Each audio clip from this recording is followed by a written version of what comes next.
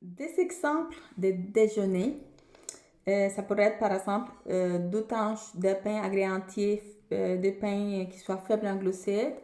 Il y en a ce pain grain sans méthode. Souvent, on trouve de pains qui sont faibles en glucides. Souvent, ça va dire dans une place de l'étiquette Diabète Canada, ce qui nous montre que souvent, c'est parce que c'est faible en glucides. Si Diabète Canada, il y a son logo là.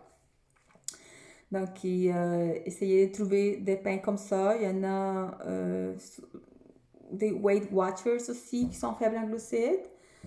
Donc, je vous souvenez, Grains sans méthode et Weight Watchers. Ben, vous pouvez trouver d'autres marques. Là, je ne suis pas en train de vendre une marque, c'est juste de pain que je le sais qui marche ici dans les marchés, qui fonctionne dans les marchés, là, qui existent. Il y en a plusieurs sortes. Donc, par exemple, une sandwich avec deux tranches de pain agréé entier, avec, disons, des petits fruits, comme portion de fraises, et puis une demi-tasse de lait ou une tasse de lait, ça pourrait marcher. Une smoothie, par exemple, aussi, pourrait marcher. Un bon smoothie avec du lait, des fraises, pour ajouter des noix comme source de protéines. Et on peut ajouter du grain de chia aussi. Ça pourrait être un bon déjeuner avec une toast, avec beurre d'arachide par exemple. Sinon des œufs, n'importe quelle façon. Il y en a beaucoup de recettes des œufs. Donc des œufs avec des légumes, avec des tomates et puis des oignons, ça goûte très bien. Avec par exemple aussi on peut avoir du pain au fromage. Vous savez les recettes de légumes dont vous savez déjà de moi-même, j'espère. Donc des recettes de petits pains au fromage. Vous pourrez avoir aussi par exemple des gruyaux nature avec par exemple une portion de mûres ou de fraises et puis des noix ou du fromage. Il y a des gens qui aiment ça avec du fromage, c'est très bon. Donc, juste pour avoir toujours une source de protéines, une bonne source de protéines à chaque fois.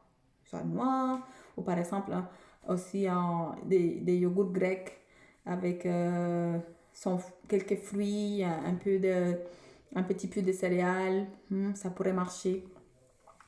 Donc, ce sont des déjeuners qui pourraient marcher, mais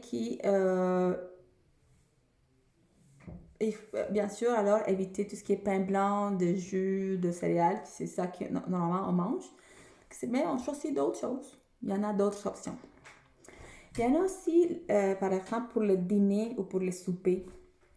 Ça va être toujours comme la recommandation de le guide alimentaire. La moitié de l'assiette de légumes, une quart de l'assiette, une bonne portion de viande, et puis une autre, une quart de l'assiette va être une portion d'un aliment source de glucides.